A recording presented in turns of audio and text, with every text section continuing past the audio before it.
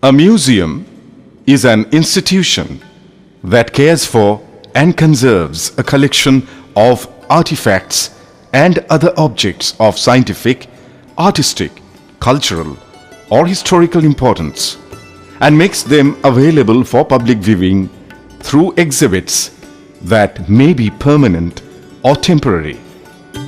Museums have varying aims, ranging from serving researchers and specialists to serving the general public. The purpose of modern museum is to collect, preserve, interpret, and display items of cultural, artistic, or scientific significance for the education of the public. Museum purposes vary from institution to institution. Some favor education over conservation or vice versa. This is a stuffed specimen of sloth. You can see the peculiarity of this animal. They are all tree dwellers.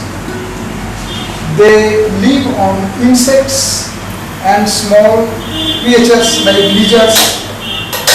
They love to eat the newly born shoots of the plants. Mainly they are plant eaters, and they hang from the branches of the tree, and they are neither bear nor these monkeys. These are a medium-sized mammals found in Central and South America, and there are two varieties of sloths are available. One is Megalonychidae, having 2 toes. Another is Bradypoidae, having 3 toes. Here we are having the specimens of 3 toes animals, so it belongs to the family Bradypoidae.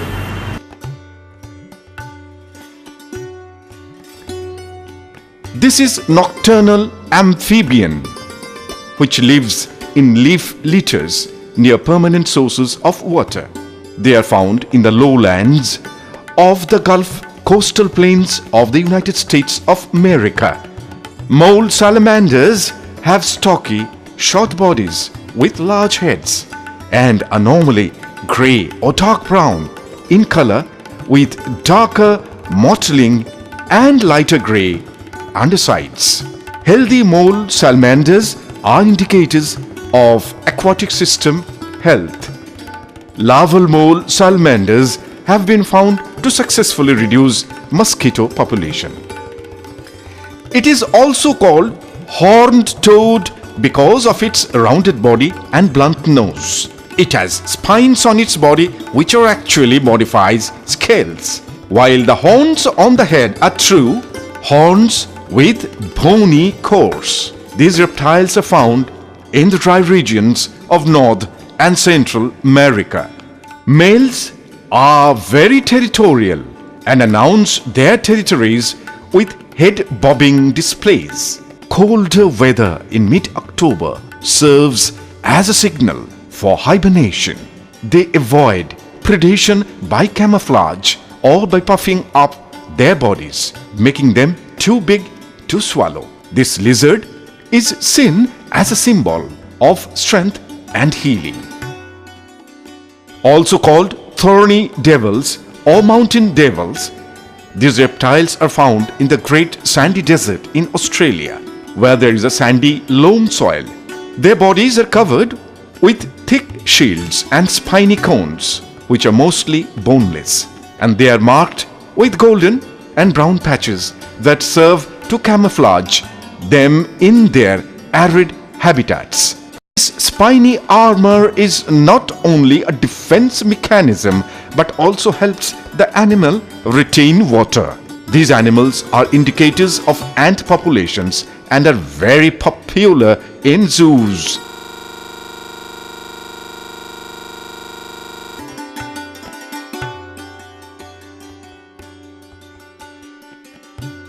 Also called the Venus fan, it is a species of sea fan, common in the Bahamas. It is a sessile colonial soft coral.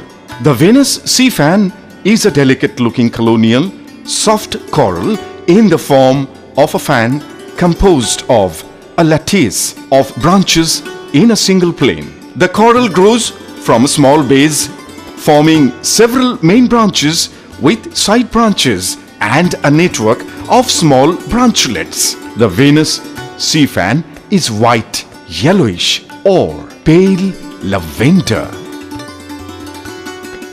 This sponge is found along the New England coast. It has a rounded or oval body with a spirally twisted root tuft. Spicules of root tuft continue through the sponge body as an axis or columella and projects above as a gastral cone. Root spicules are compact, stalk-like and twisted, giving the appearance of a rope. Middle part of columella has symbiotic polyps. Sponges are filter feeders. They create a current to draw water in through their tissues and filter out any small particles of food. Analytical fossil research suggests that they are more ancient than other porifera.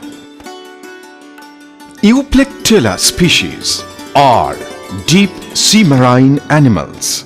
They are found in the deep southern Pacific Ocean around the coast of Japan and Philippines, and more recently new species have been found of Australia. The body structure of these animals is a thin-walled cylindrical vase-shaped tube with a large central atrium, exhibit some degree of bilateral symmetry.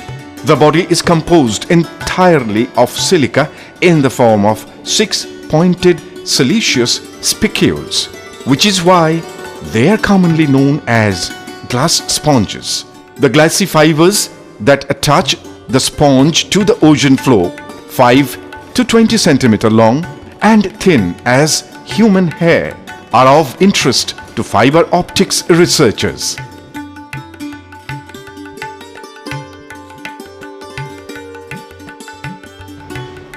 This museum was given the heritage status by UGC in 2008. In their 11th plan, a lump sum money was sanctioned to the department, from which this entire collection, the housing was done. Unfortunately, no restoration work was done at the time, which we are beginning.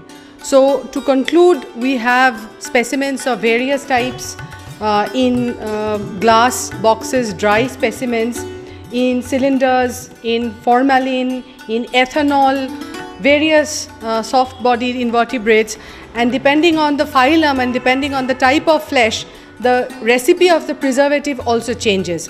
So A, the technical restoration of the animal after conservation, B, the documentation, that is the information behind the flesh, and 3, the molecular barcoding, which is to provide the signature for all the different animals that are here, and that will make for easy identification.